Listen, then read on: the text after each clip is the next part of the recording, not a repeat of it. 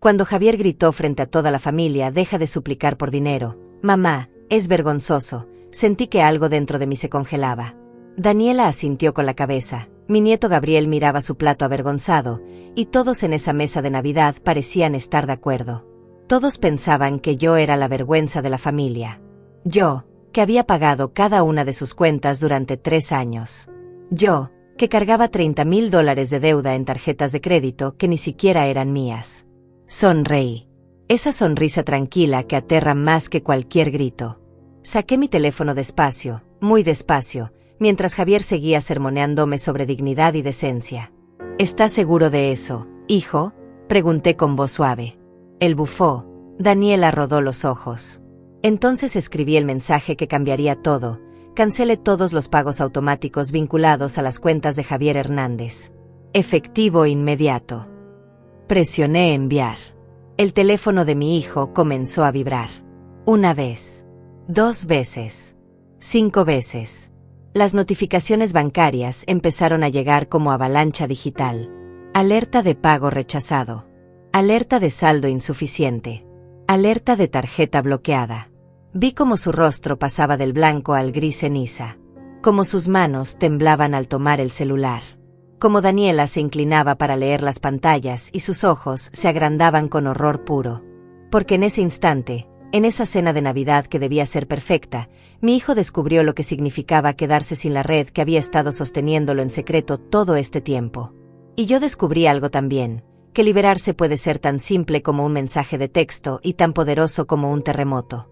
Pero para entender cómo llegamos a ese momento, necesito llevarlos 3 años atrás. Necesito mostrarles quién era yo antes de convertirme en el cajero automático invisible de mi propia familia. Necesito que conozcan a la Sonia que todavía creía en la bondad incondicional, en el sacrificio maternal, en eso que llaman amor de madre. Porque esa Sonia murió aquella noche de Navidad. Y en su lugar nació alguien que jamás imaginé que podría ser, una mujer libre. Hace 3 años y medio, enterré a mi esposo Ricardo después de 42 años de matrimonio. Cáncer de páncreas, rápido y cruel, de esos que no dan tiempo ni para despedidas decentes. Me dejó con la casa pagada, un modesto seguro de vida de $80,000 y una pensión mensual de $1,200 que apenas cubría lo básico.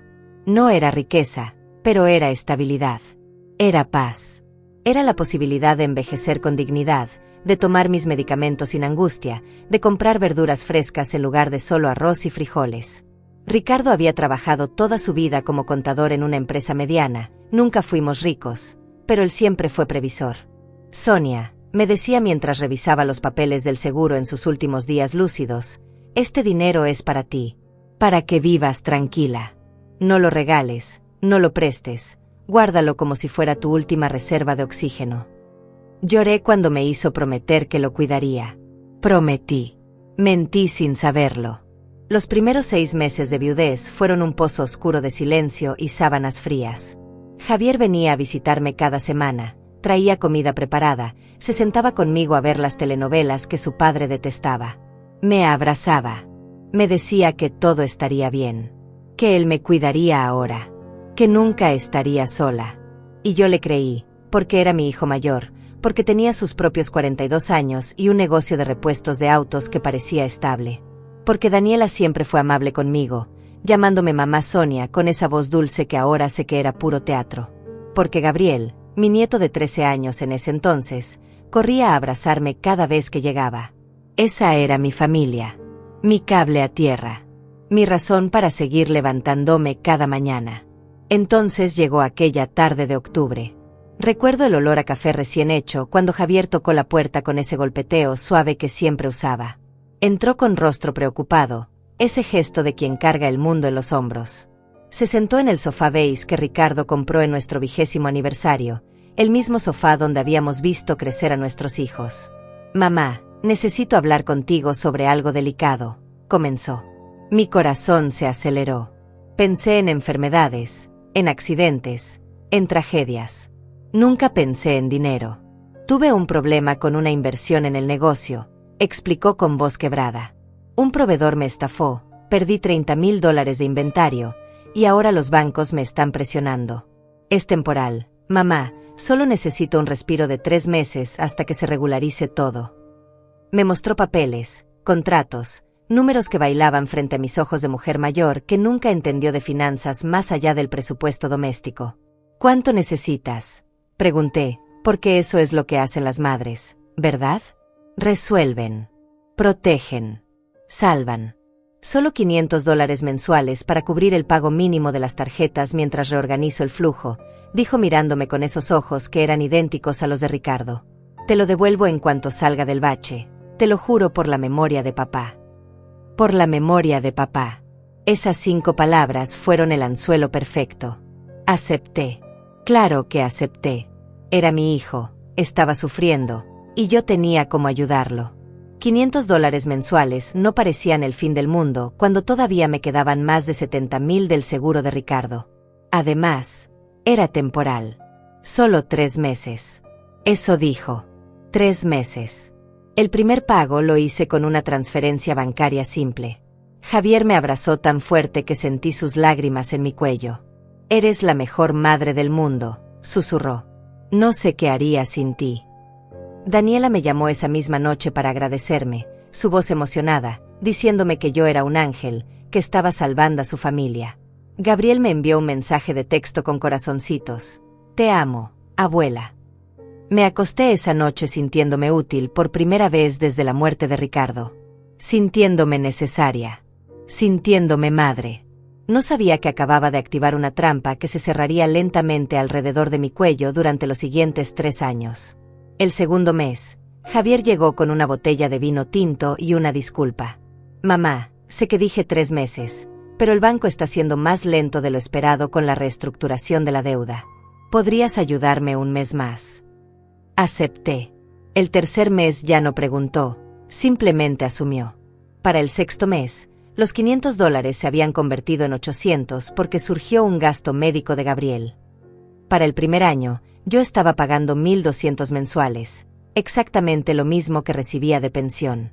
Estaba viviendo de mis ahorros, erosionando el colchón financiero que Ricardo había tejido con tanto cuidado. Pero Javier me aseguraba que faltaba poco, que el negocio estaba por despegar, que pronto me devolvería todo con intereses. Y yo seguía creyendo, porque eso también es lo que hacen las madres. Creen hasta el último segundo, hasta que ya no queda nada en qué creer. Empecé a notar cosas extrañas alrededor del mes 15. Pequeños detalles que mi cerebro registraba, pero que mi corazón se negaba a procesar. Como aquella foto en Instagram de Daniela cenando en un restaurante italiano carísimo del centro, el mismo donde Ricardo me llevó una sola vez en 40 años porque era demasiado costoso para nuestro presupuesto. O el reloj nuevo en la muñeca de Javier cuando vino a visitarme, uno de esos deportivos plateados que brillaban con arrogancia. Me lo regaló un cliente agradecido, explicó cuando pregunté con inocencia fingida. Asentí. Sonreí. Tragué la mentira como si fuera medicina amarga pero necesaria. Porque todavía quería creer. Porque admitir la verdad significaba aceptar que mi propio hijo me estaba usando. Gabriel apareció un sábado con zapatillas nuevas, de esas que cuestan más de $200 y que los adolescentes matan por tener. Blancas, impolutos, con ese logo que gritaba estatus. ¿Te gustan, abuela? Papá me las compró por sacar buenas notas, dijo saltando de emoción. Calculé mentalmente. Yo acababa de cancelar mi seguro médico complementario ese mismo mes porque ya no podía pagarlo. $180 mensuales que necesitaba para mis medicamentos de presión arterial. Pero Javier podía comprarle zapatillas de lujo a su hijo. Las matemáticas no cuadraban, pero yo seguía sin querer sumar correctamente. Para el año 2, yo estaba pagando $2,000 mensuales. Ya no eran solo las tarjetas de crédito.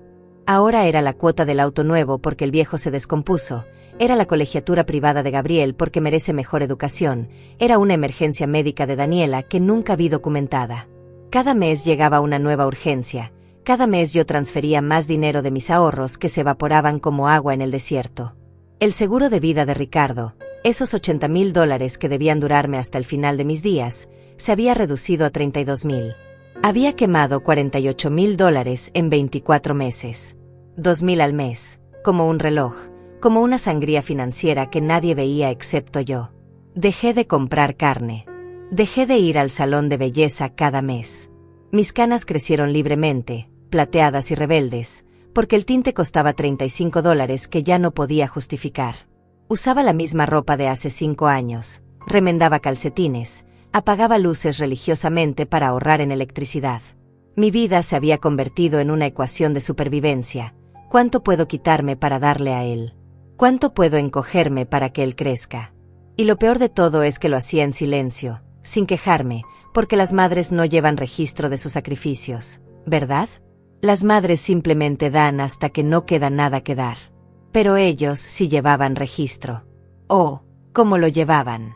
Un martes de julio encontré por casualidad el perfil de Facebook de Daniela mientras buscaba una receta en internet. No éramos amigas en redes sociales, ella nunca me agregó, y yo nunca insistí porque no entendía mucho de esas cosas.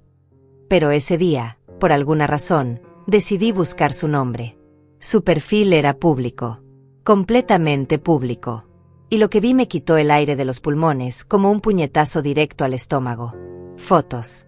Docenas de fotos de restaurantes elegantes, copas de vino tinto que costaban más que mi compra semanal del supermercado, fines de semana en la playa, ropa de marca exhibida con hashtags vanidosos. Una vida de lujo construida mientras yo comía frijoles recalentados por tercera vez en la semana.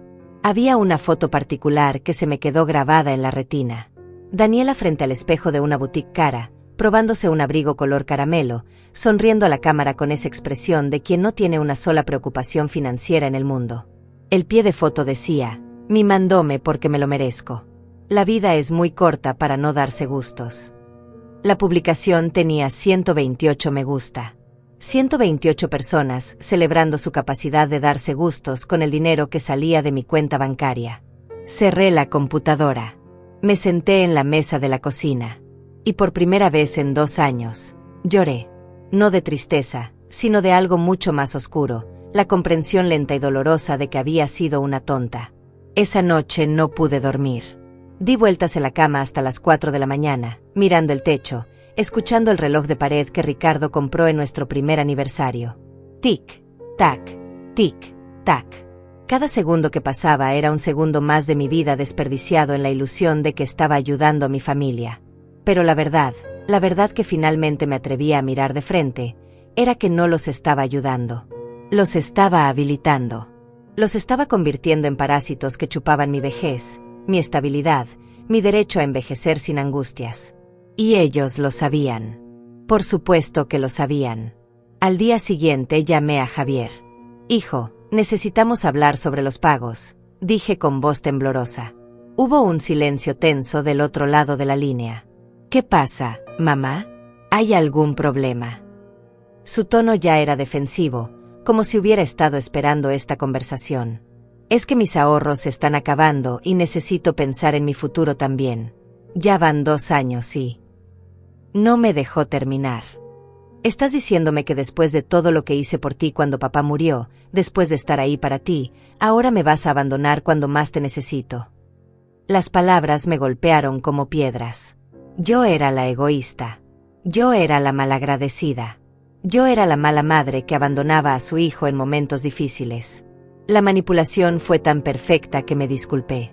Lloré y me disculpé por siquiera haber mencionado el tema. Los pagos continuaron.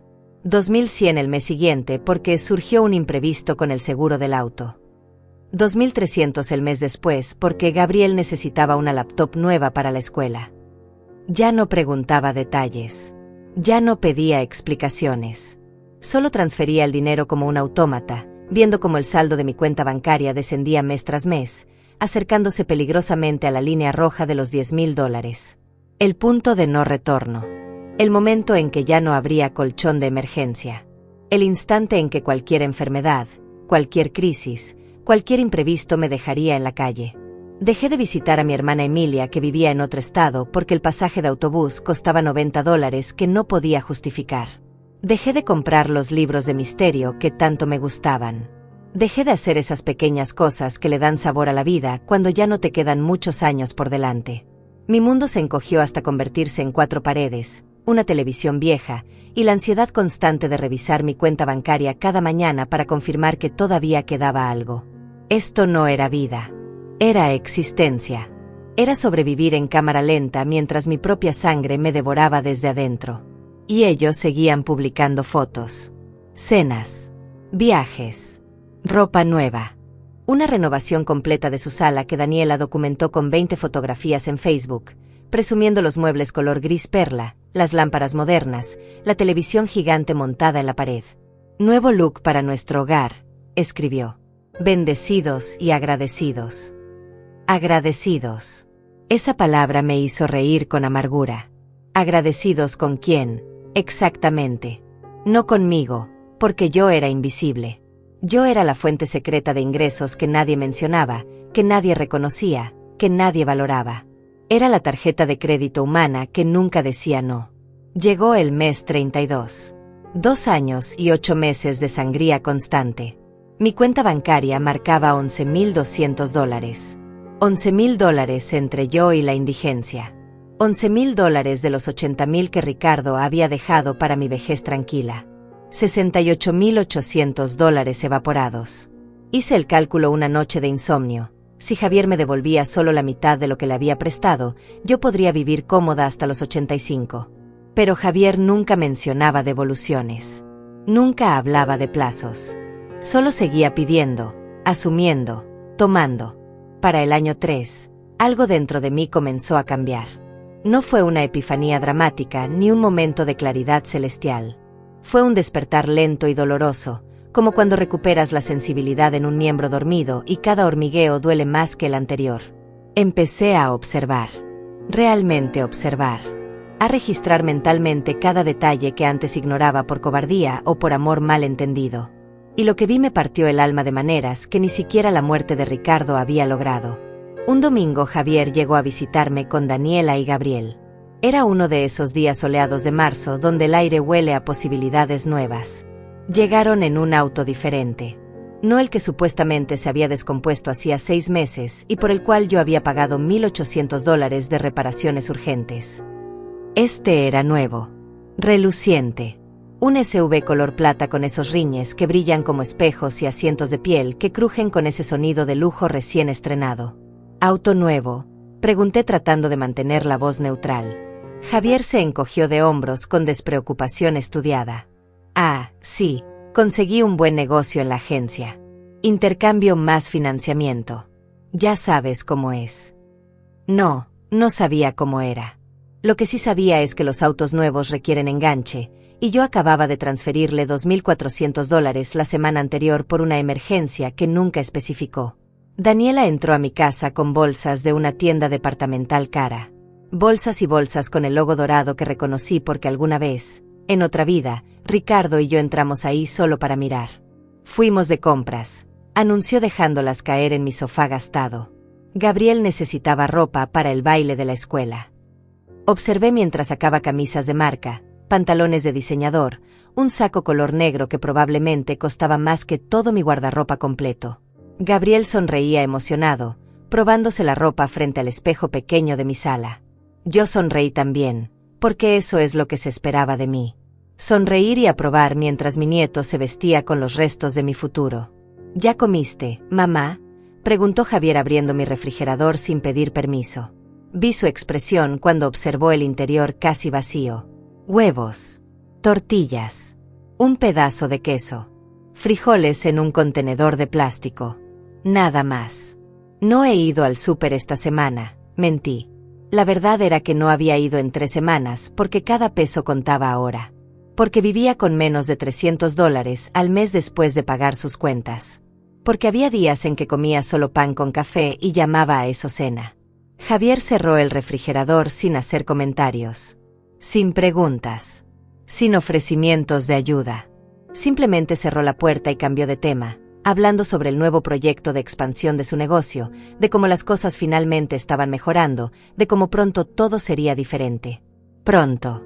Esa palabra maldita que había escuchado durante 3 años. Pronto te devuelvo todo. Pronto el negocio despega. Pronto ya no necesitaré ayuda. Pronto, pronto, pronto. Una promesa que se estiraba infinitamente hacia un horizonte que nunca llegaba. Y mientras ese pronto fantasmal flotaba en el futuro, mi presente se desmoronaba ladrillo por ladrillo. Había dejado de ir al médico porque la consulta costaba $80 que no tenía. Mi presión arterial probablemente estaba descontrolada, pero no podía saberlo porque no podía pagar el chequeo. Mis rodillas dolían al subir escaleras, mi espalda crujía por las mañanas, y yo simplemente apretaba los dientes y seguía adelante porque no había alternativa. Una tarde de abril estaba en el banco haciendo fila para hablar con un ejecutivo sobre reducir los pagos automáticos cuando escuché mi nombre. ¿Sonia? Sonia Martínez. Me volví y vi a Emilia, mi vecina de hace 20 años, aquella con quien compartía café cada jueves antes de que Ricardo muriera y mi vida se convirtiera en este infierno silencioso. Emilia, qué sorpresa, dije abrazándola con esa alegría falsa que había perfeccionado. Nos sentamos en la banca del banco y actualizamos vidas en frases rápidas. Ella había enviudado también, su esposo murió de un infarto 2 años atrás. Pero estoy bien, dijo con una sonrisa genuina. Viajo, tomo clases de cerámica, salgo con amigas. La pensión y los ahorros me permiten vivir tranquila. Me miró con atención, con esos ojos que ven más allá de las máscaras. Tú, en cambio, te ves cansada, Sonia. Está todo bien. Casi le digo la verdad. Las palabras estaban ahí, amontonadas en mi garganta, listas para salir como vómito emocional. Pero las tragué. Todo perfecto. Mentí. Solo los achaques de la edad. Emilia no pareció convencida, pero no insistió. Me dio su número nuevo, me hizo prometer que la llamaría, me abrazó con ese tipo de abrazo que dice: sé que estás mintiendo, pero respetaré tu privacidad. Cuando se fue, me quedé sentada en esa banca del banco sintiendo el peso de mi soledad como una piedra en el pecho. Tenía 69 años, casi sin ahorros, sin seguro médico adecuado, viviendo al día, y ni siquiera podía admitirlo en voz alta porque la vergüenza era más grande que el dolor. Esa noche reviví cada decisión que me había traído hasta aquí, cada transferencia, cada justificación, cada vez que tragué mis dudas y dije que sí cuando debí decir no. Ricardo tenía razón. Su voz fantasmal resonaba en mi memoria. Este dinero es para ti, Sonia. No lo regales. Pero yo lo había regalado. Peor aún, lo había tirado en un pozo sin fondo disfrazado de amor filial. Y la parte más dolorosa era aceptar que Javier no me veía como madre. Me veía como recurso, como banco personal, como solución automática a todos sus problemas financieros, autoinfligidos o reales. Los siguientes meses fueron una neblina de pagos constantes y ansiedad creciente. 2.500 en mayo.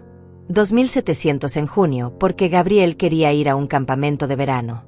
2.900 en julio sin explicación alguna, solo un mensaje de texto. Mamá, deposítame lo de siempre más 200 extra, gracias. Ni siquiera era una pregunta ya. Era una orden cortés.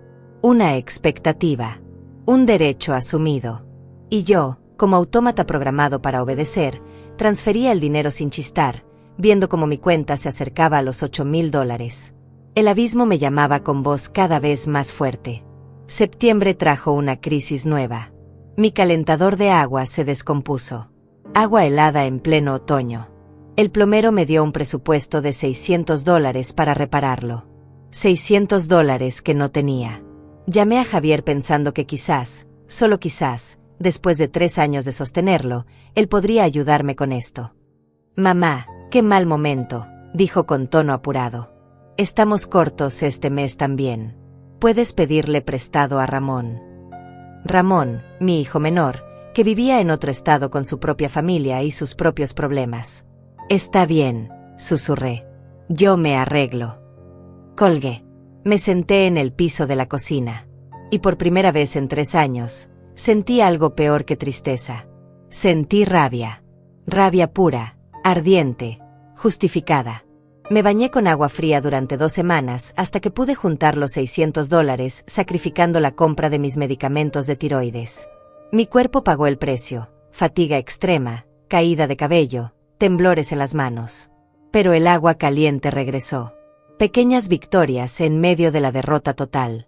Y mientras me bañaba en esa agua finalmente tibia, lloré. Lloré por la mujer que había sido. Lloré por la mujer en que me había convertido. Lloré por Ricardo que me había advertido y yo no escuché. Lloré porque a mis 69 años me estaba muriendo de a poco para que mi hijo viviera en lujo. Octubre llegó con viento frío y una cuenta bancaria que marcaba $7,400. Había quemado $72,600 en 36 meses. $72,600 que Ricardo sudó durante 40 años de trabajo honesto. $72,600 que debían ser mi red de seguridad y ahora eran apenas un hilo delgado sobre el vacío. Hice cálculos una madrugada de insomnio. A este ritmo, en 3 meses más estaría completamente quebrada. En 3 meses sería una anciana indigente dependiendo de la caridad gubernamental, comiendo en comedores públicos, rogando por cada peso. La imagen me aterrorizó tanto que vomité en el baño, agarrada del inodoro, sintiendo como mi cuerpo rechazaba no solo la comida sino la realidad completa de mi existencia. Entonces sucedió algo que cambiaría todo. Algo tan pequeño y tan devastador que casi lo pierdo. Un martes por la tarde, mientras limpiaba, mi teléfono sonó con una notificación. No suelo revisar notificaciones porque casi nadie me escribe ya. Mis amigas dejaron de invitarme a salir porque siempre tenía excusas. No tengo dinero para el café, no puedo pagar el cine, mejor nos vemos en mi casa. Eventualmente dejaron de preguntar. Pero esa notificación era de Facebook, sugiriéndome unirme a un grupo llamado Amigas de Nuestra Edad. Normalmente lo hubiera ignorado, pero algo me hizo hacer clic. Tal vez fue el aburrimiento. Tal vez fue la soledad. Tal vez fue el universo empujándome hacia la verdad. El grupo era un espacio donde mujeres mayores compartían recetas, consejos, fotos de nietos, quejas sobre achaques. Cosas normales. Inocentes. Empecé a leer publicaciones mientras el arroz se cocinaba. Y entonces la vi. Una publicación de una tal Gabriela Ramos, 63 años, con una fotografía que reconocí inmediatamente. El mismo restaurante italiano donde había visto a Daniela meses atrás. Pero no era Daniela en la foto. Era otra mujer. Una mujer que no conocía. Y el pie de foto decía, cena con mi nuera favorita Daniela. Tan dulce ella, siempre tan generosa invitándonos a lugares lindos. Bendecida de tenerla en la familia. Mi corazón se detuvo. Nuera. Daniela era nuera de esta mujer. Lo cual significaba que Daniela tenía otra suegra. Lo cual significaba que... Mis dedos temblaban mientras hacía clic en el perfil de Gabriela. Público también. Todo público. Y ahí estaba, foto tras foto de Gabriela con Daniela, con Javier, con Gabriel. Fotos en fiestas familiares, en cumpleaños, en celebraciones navideñas. Fotos que mostraban una familia completa y feliz donde yo no existía. Donde yo era el fantasma borrado de la narrativa. Había una foto particularmente cruel de todos juntos en un restaurante elegante, brindando con copas de champán, sonriendo como portada de revista. El comentario de Gabriela decía, cena familiar para celebrar el ascenso de Javier en el trabajo. Tan orgullosa de mi yerno trabajador y exitoso. Fecha. Hace 2 semanas. Hace exactamente 2 semanas, cuando Javier me había pedido $3,000 extra por una crisis temporal con proveedores. Seguí bajando por el perfil de Gabriela con manos temblorosas. Cada foto era una puñalada más profunda. Gabriela en el cumpleaños de Gabriel, soplando velas junto a él. Gabriela ayudando a decorar su casa nueva, esa casa que yo había ayudado a pagar sin saberlo. Gabriela presumiendo el auto nuevo que Javier le había regalado a Daniela, un sedán color verde que brillaba bajo el sol. Gabriela de vacaciones con ellos en la playa, construyendo castillos de arena con Gabriel, todos bronceados y felices mientras yo comía frijoles fríos en mi cocina solitaria. Esta mujer vivía la vida de abuela que me habían robado. Esta mujer disfrutaba a mi familia mientras yo la financiaba desde las sombras. Pero lo peor estaba por venir. Seguí investigando, incapaz de detenerme aunque cada descubrimiento me destrozaba un poco más. Entré al perfil de Daniela, ese perfil que había visto meses atrás. Esta vez busqué más profundo, más atrás en el tiempo. Y lo encontré. Un grupo de chat llamado Familia Hernández que alguien había mencionado en los comentarios de una foto vieja. No estaba en el grupo, obviamente. Nunca supe que existía. Pero alguien había compartido una captura de pantalla quejándose de los grupos familiares en otro post público, y en esa captura, borrosa pero legible, vi mi nombre. Vi mi nombre y vi palabras que se tatuaron en mi cerebro con fuego. Tu madre es tan ingenua que sigue creyendo el cuento del negocio en crisis, jajaja. Cerré los ojos. Respiré profundo. Volví a abrir el teléfono porque necesitaba estar segura, necesitaba confirmar que no estaba alucinando, que esto era real y no una pesadilla febril. Busqué más, hurgué más, y finalmente, en un foro público de quejas vecinales de su zona, encontré otro comentario de alguien que mencionaba haber visto capturas de ese grupo compartidas por error. Y ahí estaba, en toda su gloria horrible, otro fragmento. Es su obligación como abuela ayudarnos. Además, ¿para qué necesita tanto dinero una vieja? Mientras siga pagando, que piense lo que quiera. Las palabras eran de Daniela. La respuesta era de Javier. Exacto. Ya pronto se le acaba el dinero de papá de todos modos, así que exprimir hasta la última gota. Risas. Emojis. Aprobación de Ramón, mi otro hijo, que escribía: «Qué suerte tienes de tener una mamá así, aprovecha hermano». El teléfono cayó de mis manos. Literalmente se me resbaló y golpeó el piso de cerámica con un ruido sordo que no escuché porque mis oídos zumbaban con el sonido de mi mundo colapsando.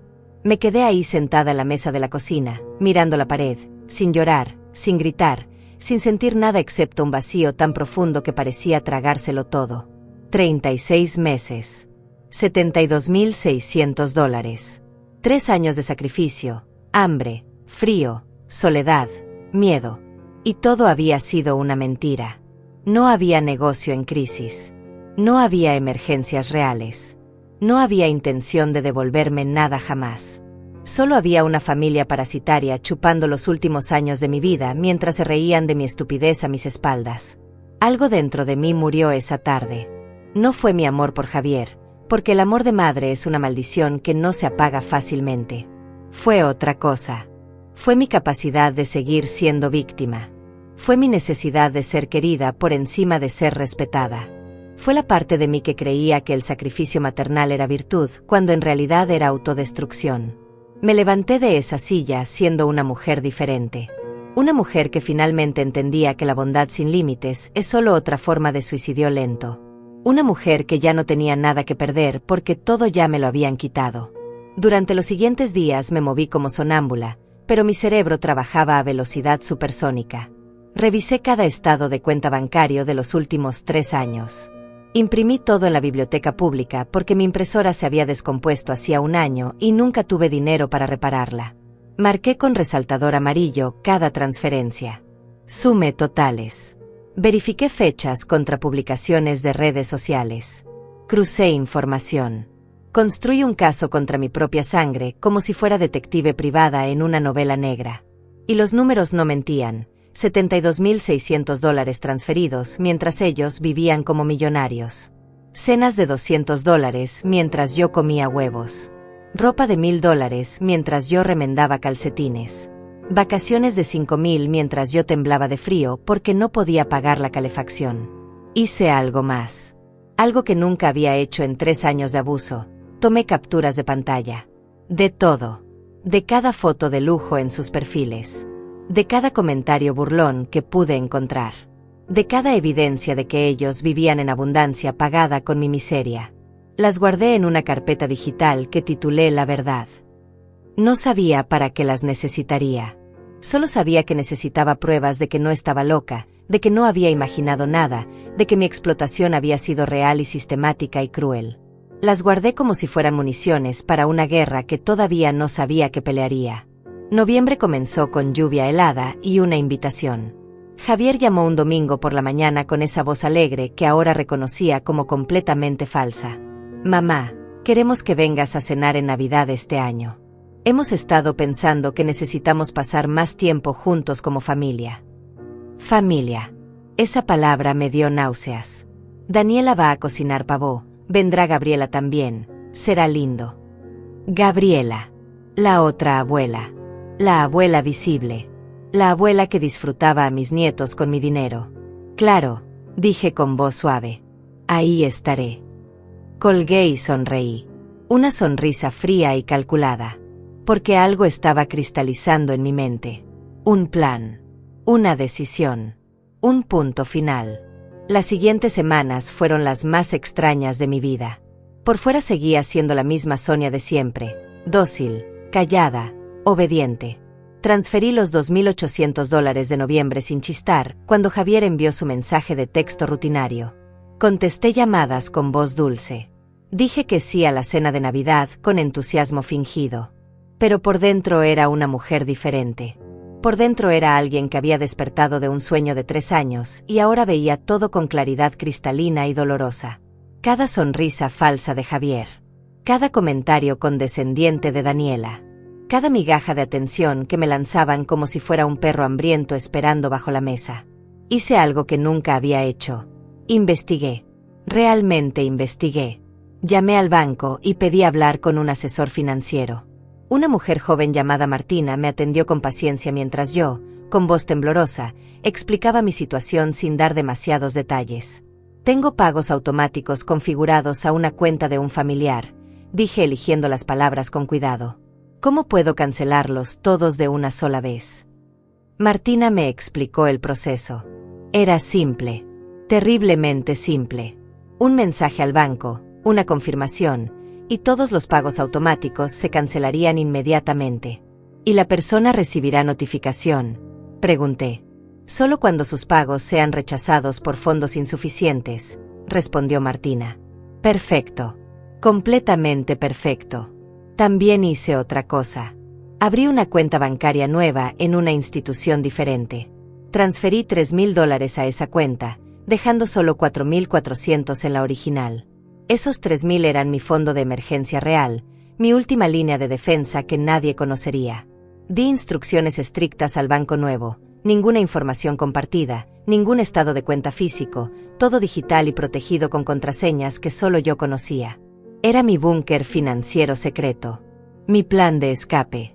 Mi seguro contra la indigencia total que me había estado rondando como buitre hambriento. Diciembre llegó con su hipocresía de luces navideñas y villancicos alegres. Javier me llamó para coordinar detalles de la cena. Trae algo sencillo, mamá, no te preocupes.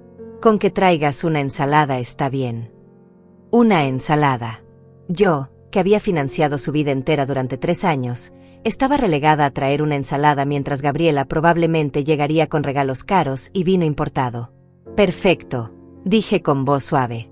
Llevaré una ensalada. Y luego agregué, como si fuera ocurrencia casual, ¿puedo llevar a alguien? Una amiga que conocí hace poco. Hubo una pausa. Una amiga. La voz de Javier sonaba confundida, como si la idea de que yo tuviera vida social fuera incomprensible.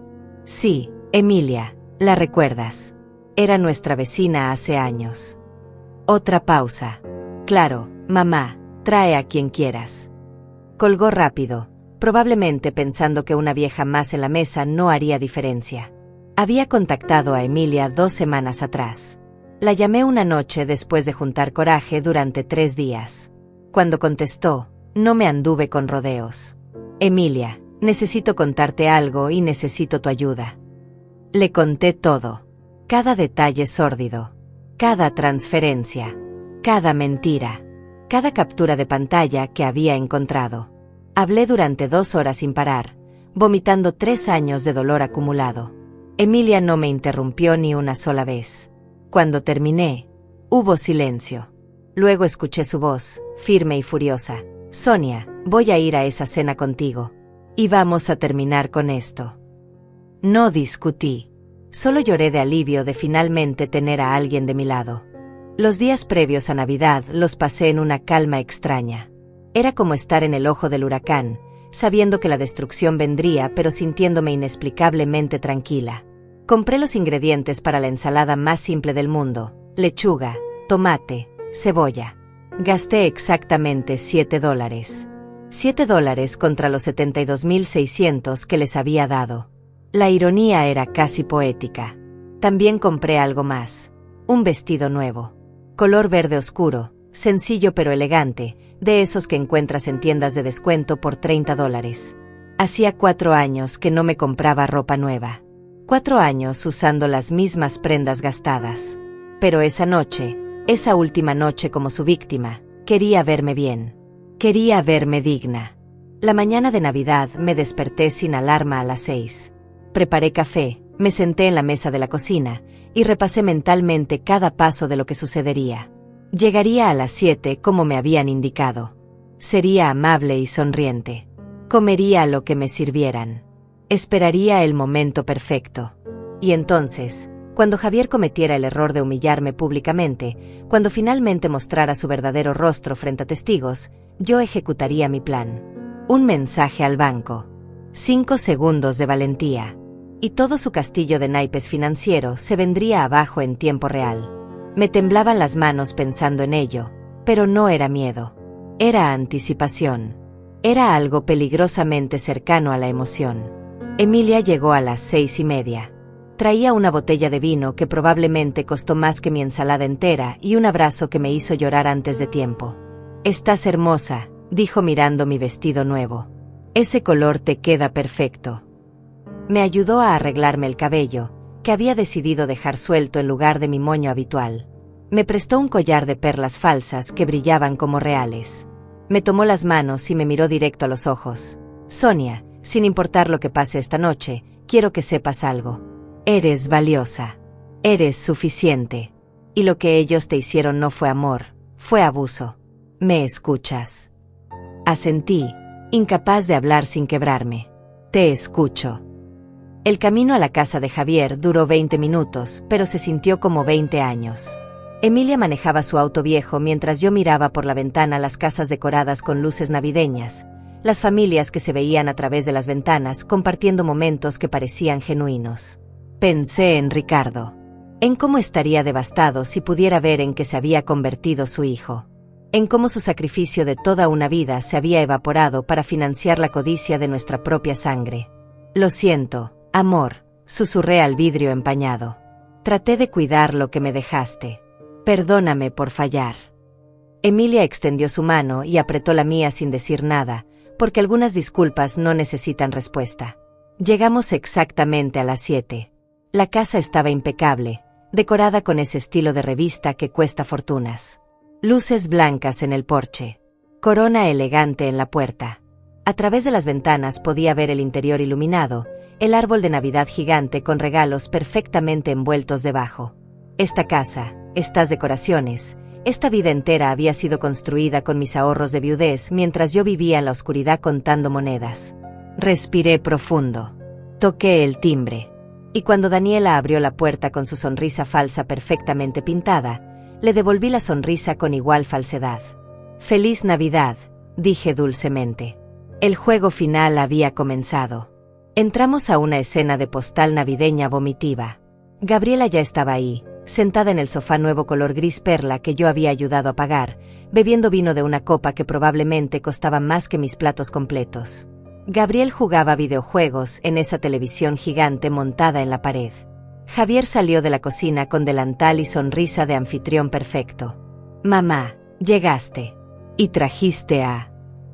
Su voz se apagó al ver a Emilia. No la recordaba. Por supuesto que no la recordaba. Para él yo no tenía vida más allá de ser su fuente de ingresos. «Emilia», dije presentándola. «Mi amiga». Javier asintió con desinterés y volvió a la cocina. Gabriela me saludó con beso en la mejilla que se sintió como traición. Gabriel apenas levantó la vista de su juego. Me senté en una silla incómoda mientras Emilia se acomodaba a mi lado, silenciosa pero vigilante como guardaespaldas emocional. Observé la habitación con nuevos ojos. Cada objeto era un recordatorio de mi sacrificio. La lámpara moderna, $400 de mi transferencia de marzo. Los cojines decorativos, parte de los 600 de julio.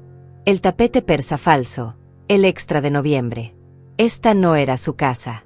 Era un museo de mi explotación. Un monumento a mi estupidez. Y ellos caminaban por ella sin un gramo de culpa ni vergüenza. La cena comenzó con toda la hipocresía que esperaba. Daniela trajo el pavó a la mesa con dramatismo de chef profesional, como si cocinar un ave fuera hazaña digna de premio Nobel. Gabriela aplaudió exageradamente.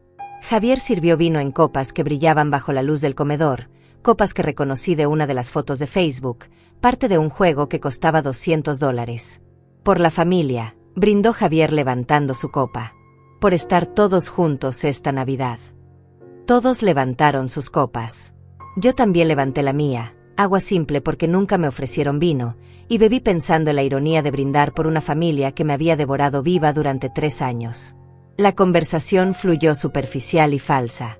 Gabriela hablaba sin parar de su reciente viaje a Europa, mostrando fotos en su teléfono de la Torre Eiffel, de calles adoquinadas, de cafés parisinos donde el café costaba $10. Fue mágico, suspiraba. Todos deberían conocer París al menos una vez en la vida. Yo asentía y sonreía, pensando que con solo una fracción de lo que le había dado a Javier, yo también podría haber visto París. Podría haber visto el mundo. Podría haber vivido en lugar de solo existir. Pero mis sueños murieron para financiar los de ellos, y ni siquiera lo notaban porque para ellos yo nunca había sido persona completa, solo recurso disponible. Emilia comía en silencio, pero yo sentía su presencia como escudo protector. De vez en cuando me miraba, checando que estuviera bien, recordándome con sus ojos que no estaba sola esta vez. Que había alguien que veía la verdad. Gabriel finalmente se unió a la mesa después de que Daniela lo llamara 3 veces. Tenía 16 años ahora, casi un hombre, y había heredado la capacidad de su padre para ignorar lo inconveniente. No me preguntó cómo estaba. No preguntó por mi salud. Solo comió en silencio mirando su teléfono hasta que Javier le ordenó dejarlo en la mesa. Adolescente típico, pensé, pero también cómplice silencioso de la explotación de su abuela. Entonces Daniela decidió dar el golpe que no sabía que sería su perdición. Gabriela, dijo con voz dulce y venenosa, cuéntale a Sonia sobre el crucero que estamos planeando para marzo. Es tan emocionante. Gabriela iluminó como árbol de Navidad. Oh, sí, vamos todos a un crucero por el Caribe. 10 días. Javier lo organizó como regalo familiar.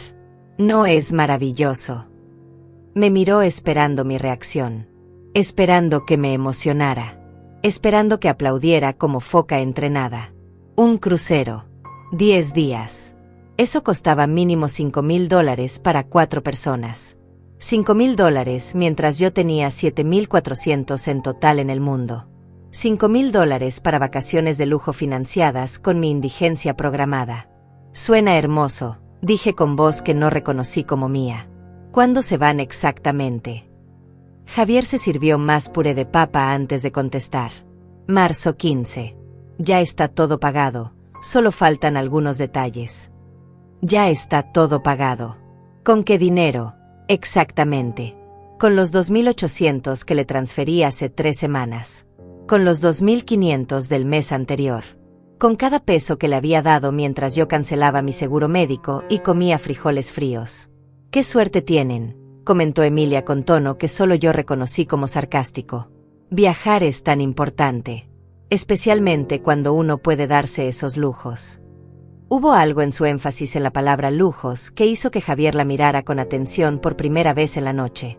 Gabriela, inconsciente del campo minado sobre el que bailaba, continuó hablando. Y lo mejor es que Gabriel va a faltar una semana de clases, pero Javier habló con la escuela y no hay problema. Los chicos necesitan experiencias, no solo libros. Experiencias. Gabriel tendría experiencias de cruceros caribeños, mientras su abuela no tenía experiencias de comer 3 comidas al día. La injusticia era tan grotesca que casi me hizo reír. Casi. En lugar de eso, corté un pedazo de pavó que sabía a cartón en mi boca porque el nudo en mi garganta hacía difícil tragar. Emilia puso su mano sobre la mía debajo de la mesa. Un gesto pequeño. Un recordatorio de que aguantara un poco más. La bomba explotó 20 minutos después, justo cuando Daniela servía el postre. Pastel de chocolate decorado profesionalmente, probablemente comprado en una pastelería cara porque Daniela no tenía el talento ni la paciencia para hornear. Javier se levantó para buscar algo a la cocina cuando su teléfono, que había dejado en la mesa, vibró con una notificación. Gabriela, sin maldad pero con curiosidad típica de suegras, miró la pantalla. «Oh, Javier, te llegó un mensaje del banco», dijo casualmente. «Algo sobre el pago de enero». Javier regresó rápido, demasiado rápido, y tomó el teléfono con expresión tensa. Leyó. Su rostro cambió. Se puso pálido. Luego rojo. Luego nuevamente pálido. «Mamá», dijo volteando hacia mí con voz controlada pero tensa. «Hiciste el depósito de diciembre». Ahí estaba. La pregunta que había estado esperando toda la noche. El momento en que su máscara educada se caería y mostraría lo que realmente pensaba de mí.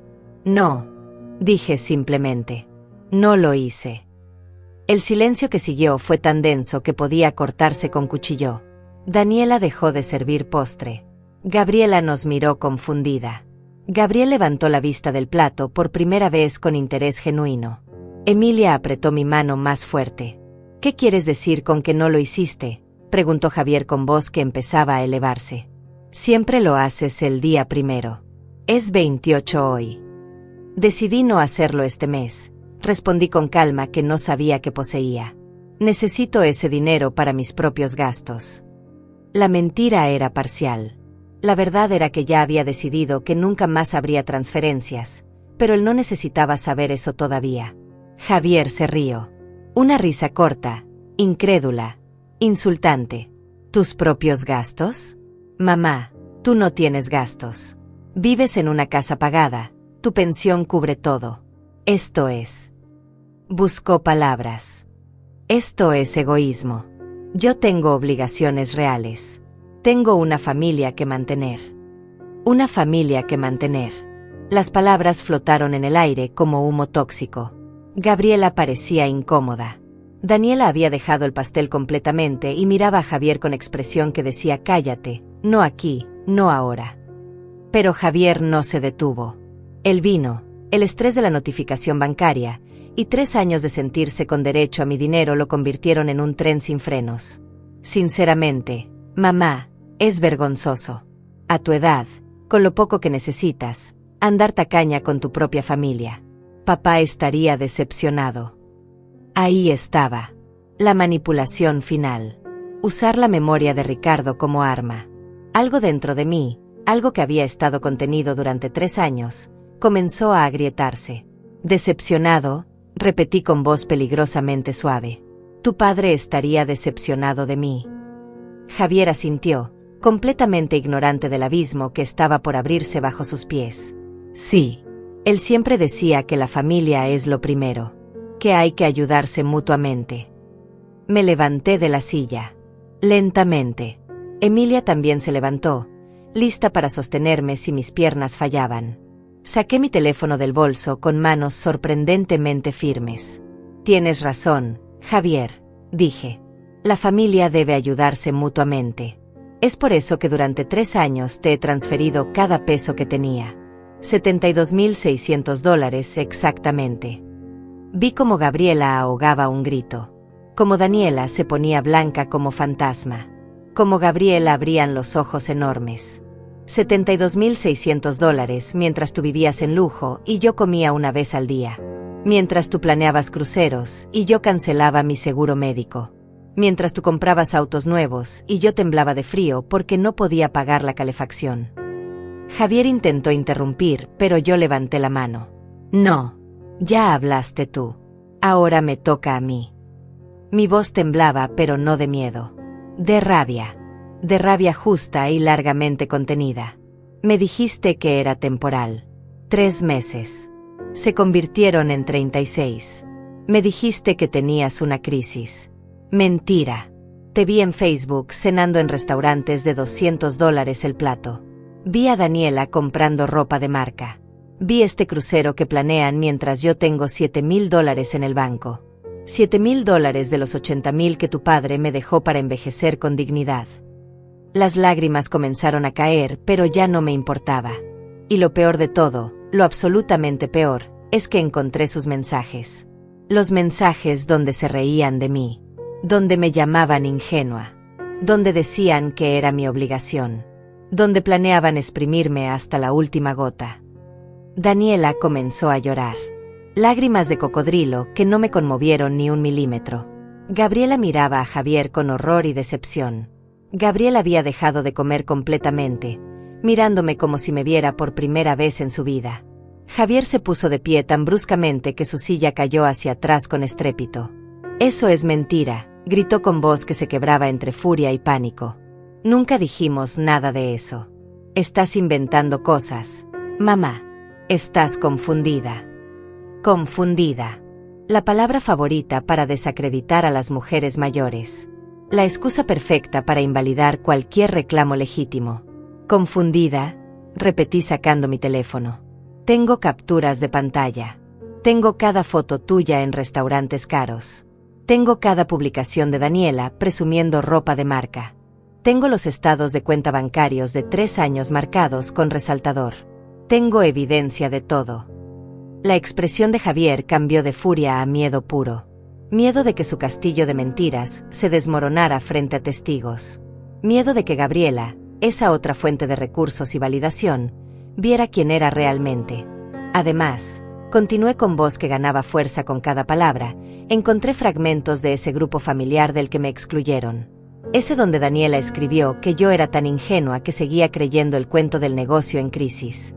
Ese donde tú, Javier, mi hijo, dijiste que mientras yo siguiera pagando, podía pensar lo que quisiera. Ese donde Ramón se reía y te felicitaba por tener una madre así de conveniente. Mencioné a Ramón y vi cómo Javier tragaba saliva. Otro secreto expuesto. Otra verdad imposible de negar. Así que no me digas confundida. No me insultes más. Ya tuve suficiente de ustedes tratándome como si fuera estúpida. Gabriela se levantó de la mesa con movimientos lentos, como si cada músculo le doliera. Miró a Javier con una mezcla de decepción y asco que hubiera sido satisfactoria si no doliera tanto. $72,000, preguntó con voz temblorosa. ¿Le sacaste $72,000 a tu madre viuda mientras me decías que el negocio iba bien? Mientras planeabas llevarnos de crucero. Javier abrió la boca, pero no salieron palabras. Solo sonidos estrangulados de alguien atrapado en una mentira tan grande que no había salida posible. Daniela intentó salvarlo. Gabriela, no es lo que parece. Sonia ofreció ayudarnos. Nosotros nunca. Me reí. Una risa amarga que sonó extraña incluso para mí. ¿Ofrecí? Me mentiste sobre una crisis inexistente. Me manipulaste usando la memoria de mi esposo muerto. Y cuando finalmente intenté detener los pagos hace meses, Javier me hizo sentir culpable hasta que cedí nuevamente. Gabriel, mi nieto, ese adolescente que había permanecido en silencio toda la noche, habló por primera vez con voz quebrada. Abuela, yo no sabía. Te lo juro que no sabía. Lo miré y vi lágrimas reales en sus ojos. Lágrimas que se sentían diferentes de las de su madre. ¿No sabías qué, Gabriel? ¿No sabías que tu abuela vivía en la pobreza mientras tú usabas zapatillas de $200? ¿No sabías que cada regalo caro que recibía salía del fondo de retiro de una mujer de 69 años? Él sollozó abiertamente, la cabeza entre las manos. Y por primera vez sentí algo además de rabia, una pizca de lástima. Porque Gabriel era víctima también, criado por parásitos que le enseñaron que tomar sin dar era normal. Javier encontró su voz finalmente, y lo que dijo confirmó todo lo que yo necesitaba confirmar. Esto es ridículo. Tú eres mi madre. Es tu deber ayudarme. Para eso está la familia. Además, tú ya estás vieja, ya viviste tu vida. ¿Para qué necesitas tanto dinero? Yo tengo un hijo que criar, un futuro que construir. Tus años productivos ya pasaron, los míos no. El silencio que siguió fue absoluto. Hasta Daniela lo miró con horror, consciente de que acababa de decir lo imperdonable. Emilia inhaló bruscamente a mi lado. Gabriela se llevó la mano a la boca. Y yo simplemente lo miré, a este hombre que salió de mi cuerpo, que crié con amor y sacrificio, que acababa de decirme que mi vida ya no valía porque era vieja. Gracias, dije con calma escalofriante. Gracias por finalmente ser honesto. Saqué mi teléfono y abrí la aplicación del banco mientras toda la mesa me miraba. He estado esperando este momento. Esperando que mostraras tu verdadero rostro frente a testigos. Porque sabía que eventualmente lo harías. La codicia siempre traiciona a los codiciosos. Mis dedos se movieron sobre la pantalla con precisión quirúrgica. Escribí el mensaje que había practicado mentalmente cientos de veces. Cancelé todos los pagos automáticos vinculados a las cuentas de Javier Hernández. Efectivo inmediato. Confirmación requerida. Presioné enviar. El mensaje se marcó como entregado. Y entonces levanté la vista hacia mi hijo. ¿Estás seguro de que ya no necesito dinero porque soy vieja? Porque acabo de cancelar todos los pagos automáticos que mantenían tu vida de lujo a flote. El efecto fue instantáneo y hermoso en su justicia poética. El teléfono de Javier comenzó a vibrar. 1 vez, 2 veces, 5 veces, 10 veces. Notificaciones que llegaban como avalancha imparable. Alerta de pago rechazado. Alerta de fondos insuficientes. Alerta de cuenta sobregirante. Alerta de tarjeta bloqueada por exceso de límite. Vi cómo sus manos temblaban al tomar el teléfono. Cómo su rostro pasaba por cada etapa del pánico, negación, comprensión, terror absoluto. Abrió la aplicación bancaria y el color desapareció completamente de su cara. ¿Qué hiciste?, susurró. ¿Qué hiciste? Su voz subió hasta convertirse en grito desesperado. $30,000 en pagos pendientes. $30,000 que debían procesarse esta semana. Las tarjetas, el auto, la hipoteca, todo. Exacto, dije con voz serena como lago en calma. Todo lo que yo pagaba cada mes para mantenerte en este estilo de vida que no podías costear. $30,000 en deudas mensuales mientras me decías que vivías con lo básico. $30,000 que ya no saldrán de mi cuenta porque finalmente entendí algo. No estaba ayudándote. Estaba permitiendo que me mataras de a poco. Daniela comenzó a llorar histéricamente, no por mí sino por las consecuencias que se avecinaban. No puedes hacer esto. Tenemos obligaciones. Nos van a embargar. Van a quitarnos el auto. Sus gritos eran música para mis oídos después de 3 años de silencio forzado. Deberían haberlo pensado antes de gastar dinero que no era suyo. Antes de reírse de mí a mis espaldas. Antes de tratarme como cajero automático con sentimientos opcionales. Javier intentó un último recurso, la súplica. Se acercó a mí con manos extendidas, lágrimas en los ojos, voz quebrada. Mamá, por favor, no hagas esto. Somos tu familia. Gabriel es tu nieto. No nos hagas esto. Podemos arreglarlo, podemos hablar, pero por favor reactiva los pagos. Lo miré a los ojos, esos ojos que alguna vez fueron de un bebé inocente que sostuve en mis brazos, y sentí algo desgarrarse en mi pecho. Porque seguía siendo mi hijo. Porque el amor de madre no se apaga con un interruptor. Pero también porque ya no podía seguir prendiéndome fuego para mantenerlo caliente. No, dije simplemente. No voy a reactivar nada. Por primera vez en 3 años, voy a pensar en mí. Voy a usar mi dinero para vivir, no solo sobrevivir. Voy a comprar comida de verdad. Voy a recuperar mi seguro médico. Voy a hacer todas esas cosas que sacrifiqué para que tú vivieras como millonario con presupuesto de limosnera. Me volví hacia Gabriela, que había permanecido de pie todo este tiempo, procesando la magnitud del engaño del que también ella había sido víctima parcial. Gabriela, lamento que hayas tenido que presenciar esto. Lamento que hayas descubierto así qué tipo de hombre es mi hijo. Pero necesitaba saberlo. Yo necesitaba que alguien más lo viera, lo oyera, lo entendiera. Porque durante 3 años todos me hicieron sentir que yo era el problema. Gabriela asintió lentamente, lágrimas rodando por sus mejillas. Sonia, yo no tengo palabras. Si hubiera sabido. Su voz se quebró. Lo sé, dije suavemente. Tú también fuiste víctima de sus mentiras. Solo que tu victimización fue diferente. La mía fue financiera. La tuya fue emocional. Tomé mi bolso y mi ensalada intacta porque no iba a dejar nada mío en esa casa. Emilia me tomó del brazo, fuerte y solidaria. Caminamos hacia la puerta mientras Daniela sollozaba, Javier miraba su teléfono con desesperación creciente, y Gabriel permanecía inmóvil como estatua de sal. En el umbral me detuve y me volví una última vez. Una cosa más, dije. No vuelvan a contactarme. No me llamen. No me busquen. No aparezcan en mi casa.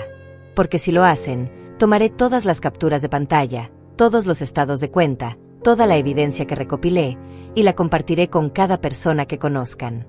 Con cada familiar, cada amigo, cada contacto de negocios. Quiero que entiendan algo con absoluta claridad. Ya no tienen poder sobre mí. Se acabó. Salimos de esa casa hacia la noche fría de Navidad y fue como salir de una prisión donde había estado encerrada 3 años sin darme cuenta.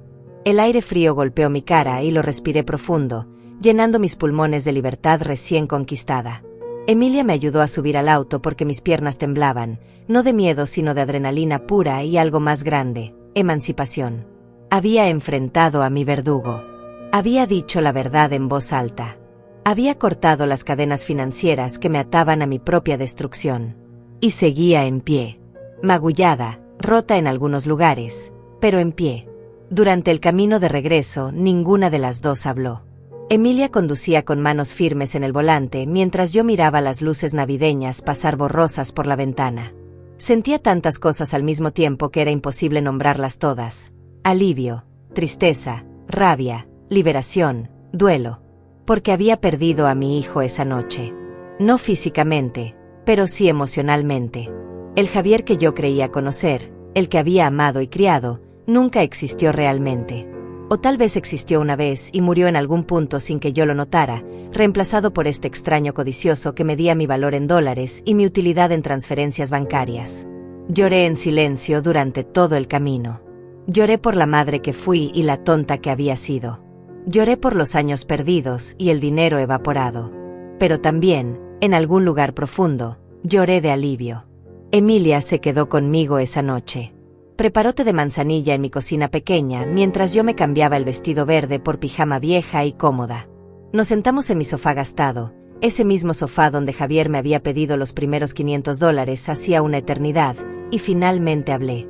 ¿Crees que hice lo correcto?, pregunté con voz pequeña. Emilia me miró con esos ojos sabios de quien ha vivido suficiente para entender que la vida rara vez es blanca o negra. Sonia, hiciste lo único correcto. Lo único que te quedaba por hacer. Porque si no lo hubieras hecho hoy, en 6 meses más estarías en la calle. Y ellos seguirían de crucero sin pestañear. Tenía razón. Por supuesto que tenía razón. Pero el corazón de madre duele incluso cuando el cerebro sabe la verdad. Esa noche dormí profundamente por primera vez en 3 años.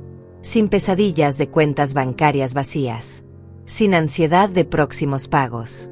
Sin el peso invisible de ser la red de seguridad secreta de gente que no me valoraba. Me desperté en la mañana del 26 de diciembre con el sol entrando por mi ventana y una sensación extraña que tardé minutos en identificar. Paz. No era felicidad todavía. El dolor era demasiado fresco para eso. Pero era paz. La paz de saber que había tomado control de mi vida.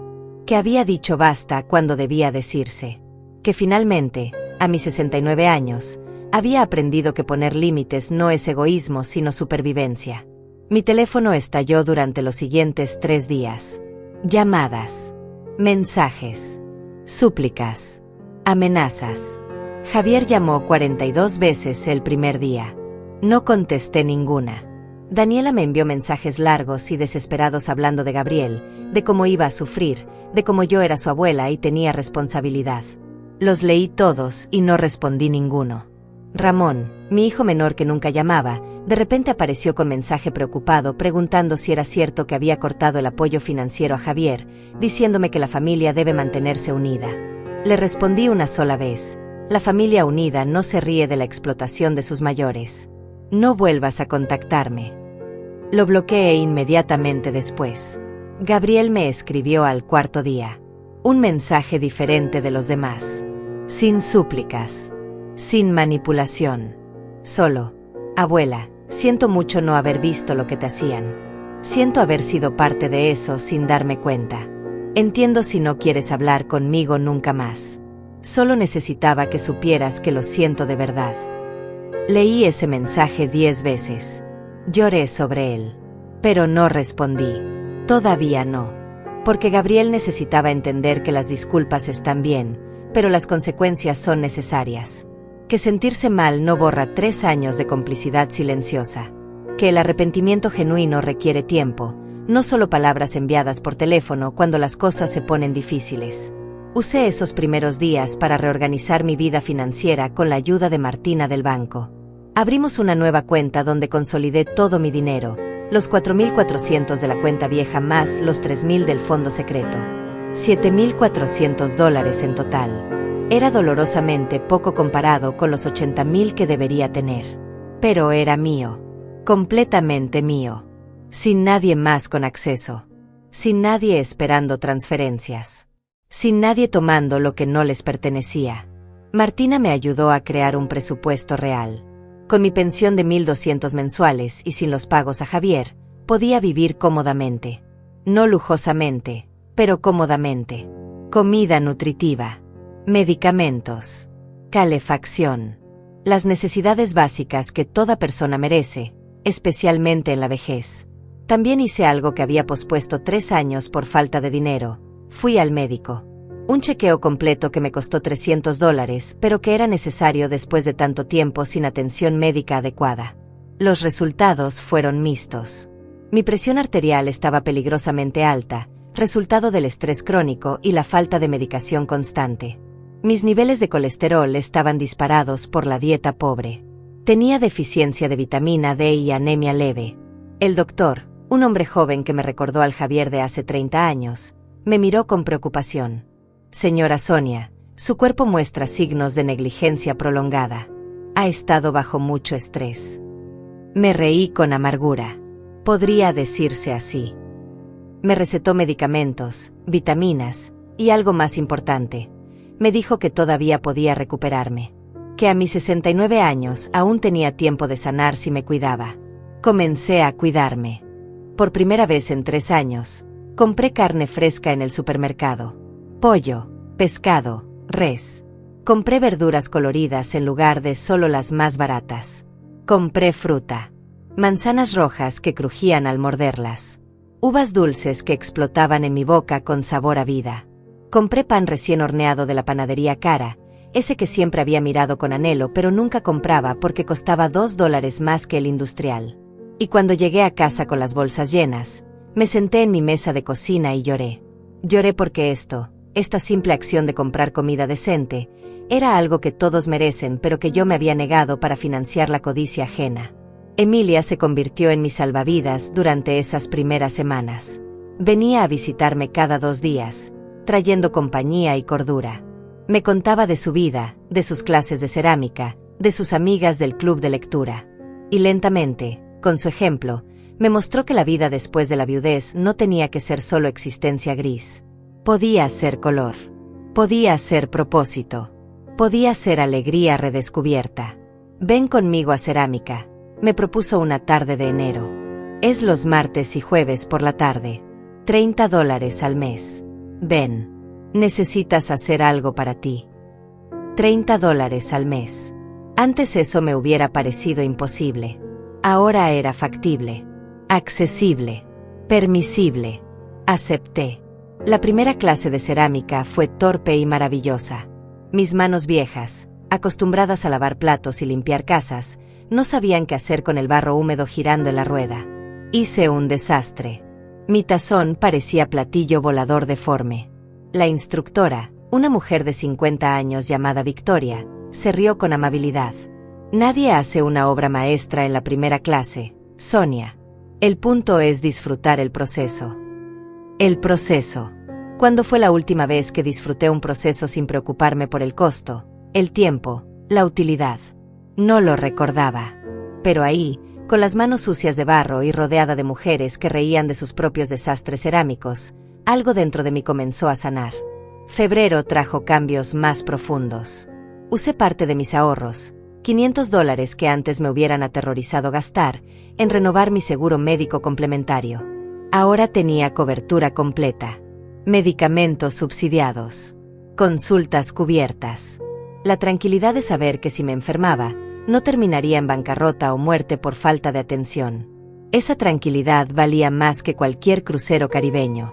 También gasté $200 en ropa nueva. No mucho, solo algunas piezas básicas de tiendas de descuento. Pero eran nuevas. Sin agujeros. Sin manchas permanentes. Sin la tristeza impregnada de años usando lo mismo. Me miré al espejo con esos pantalones nuevos y esa blusa color melocotón y casi no me reconocí. No porque luciera diferente físicamente, sino porque la mujer en el espejo tenía algo que había perdido, dignidad visible. Las llamadas de Javier eventualmente cesaron. Los mensajes de Daniela se espaciaron hasta desaparecer. Ramón nunca volvió a escribir después de que lo bloqueé. Y lentamente, dolorosamente, comencé a aceptar que había perdido a mis hijos. No por mi decisión, sino por la de ellos. Ellos eligieron la codicia sobre el amor. Eligieron el dinero sobre la madre. Eligieron la comodidad sobre la conciencia. Y aunque dolía como herida abierta que no sanaba completamente, también sabía que no podía sacrificarme en el altar de su avaricia solo para mantener la ilusión de familia. Porque eso es lo que era. Ilusión. La familia real no explota. La familia real no se ríe del dolor ajeno. La familia real no mide el amor en transferencias bancarias. Marzo llegó con la promesa de primavera y una carta que no esperaba. Llegó por correo postal, algo raro en estos tiempos digitales, con letra que reconocí inmediatamente a pesar de los años, la letra de Javier. Mi primer instinto fue tirarla sin abrir. Pero la curiosidad, esa maldición humana, fue más fuerte.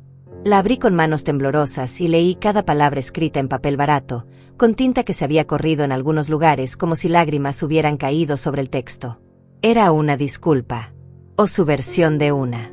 Hablaba de arrepentimiento, de haber perdido el camino, de la presión de mantener apariencias. Decía que había tenido que vender el auto, que habían cancelado el crucero, que Daniela lo había amenazado con divorcio, que Gabriela ya no le hablaba, que su mundo se había derrumbado. Y al final, la frase que resumía todo: nunca imaginé que necesitabas ese dinero tanto como yo. Pensé que tenía suficiente. Pensé que no te importaba darme un poco de tu abundancia. Leí esa carta 3 veces, cada vez sintiendo menos lástima y más claridad. Porque incluso en su disculpa, Javier seguía sin entender. Seguía creyendo que yo tenía abundancia cuando vivía en escasez autoimpuesta por sostenerlo a él. Seguía pensando que su necesidad, sus apariencias, su comodidad, eran más importantes que mi supervivencia. La carta no mencionaba los $72,600 robados. No ofrecía devolverlos. No reconocía el daño real. Solo lamentaba las consecuencias que él sufría ahora, no el dolor que me había causado durante 3 años. Doblé la carta cuidadosamente, la guardé en un cajón junto a todas las capturas de pantalla y estados de cuenta, y no respondí. Porque algunas disculpas llegan demasiado tarde, cuando el puente ya está quemado y las cenizas esparcidas. Gabriel me escribió nuevamente a mediados de marzo. Esta vez el mensaje era diferente. Abuela, conseguí un trabajo de medio tiempo en una cafetería.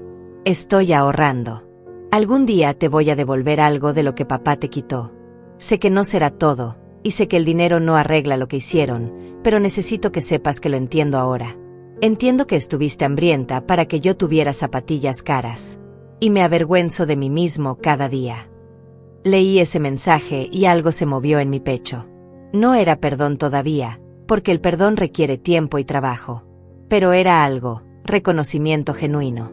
Un joven de 16 años, tomando responsabilidad que su padre de 42 se negaba a tomar. Le respondí después de pensarlo durante 2 días.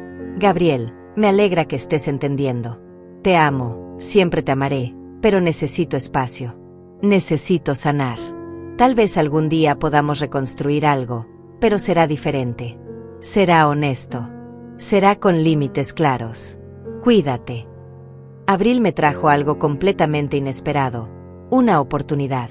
Victoria, mi instructora de cerámica, mencionó durante la clase que una galería local buscaba voluntarios para atender los fines de semana. Pagan poco, $50 por día, pero es tranquilo y puedes estar rodeada de arte, explicó mirándome directamente como si supiera que necesitaba escuchar eso. Apliqué sin pensarlo demasiado. Me contrataron inmediatamente porque, según el dueño, las mujeres mayores daban un aire de sofisticación y confiabilidad a la galería. Comencé a trabajar los sábados. 4 sábados al mes, $200 extra. No era fortuna, pero era dinero que ganaba yo, con mi tiempo y mi esfuerzo. Era independencia. Era propósito. Era algo mío en un mundo donde todo me habían quitado. La galería se convirtió en mi santuario. Rodeada de pinturas, esculturas, fotografías de artistas locales que vertían sus almas en lienzo y arcilla. Conocí a gente fascinante. Artistas jóvenes que luchaban por ser reconocidos. Coleccionistas ricos que compraban arte como inversión. Turistas curiosos que entraban solo para escapar del sol.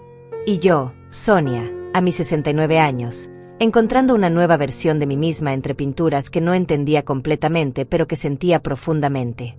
Emilia venía a visitarme algunos sábados, compraba pequeñas piezas de cerámica, me acompañaba en mi turno. «Mira cuánto has crecido», me dijo una tarde mientras tomábamos café en la trastienda. «Hace 4 meses estabas muriendo lentamente en esa cocina. Ahora estás viva». Tenía razón. Estaba viva. Realmente viva. Por primera vez en años. Mayo trajo una visita que no esperaba, pero que necesitaba. Gabriela, la otra abuela, apareció en la galería un sábado por la tarde. Me reconoció inmediatamente, aunque nunca habíamos hablado a solas.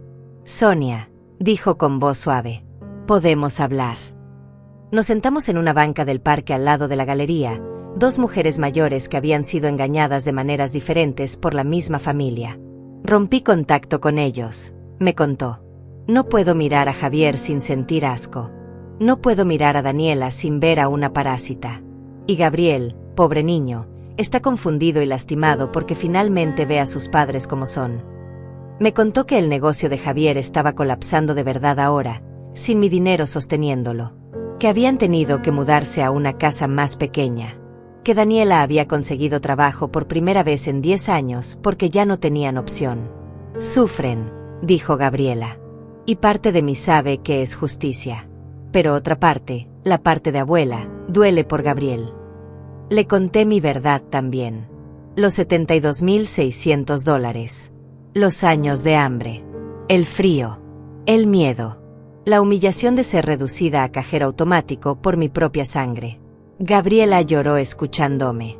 «Sonia, si hubiera sabido, te lo juro que hubiera hecho algo. Hubiera denunciado.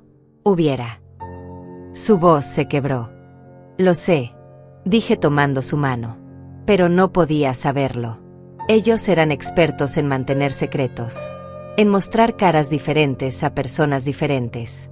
Tú viste al Javier exitoso. Yo vi al Javier parásito. Ambas fuimos víctimas de sus mentiras. Nos quedamos en silencio un rato, 2 abuelas unidas por el dolor causado por las mismas personas. Antes de irse, Gabriela me dio su número. Si algún día quieres hablar, o tomar café, o simplemente no estar sola, llámame.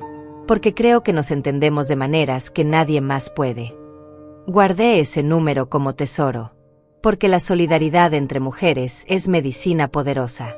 Junio trajo mi cumpleaños número 70. 70 años. Toda una vida. Y por primera vez en 4 años, lo celebré. Emilia organizó una pequeña fiesta en su casa con las mujeres del club de cerámica. 8 mujeres entre 60 y 75 años, todas con historias de supervivencia, todas con cicatrices invisibles, todas celebrando simplemente estar vivas y juntas. Hubo pastel. Hubo risas. Hubo abrazos genuinos de gente que me conocía apenas meses, pero que me veía realmente. Victoria me regaló un juego de pinceles para cerámica.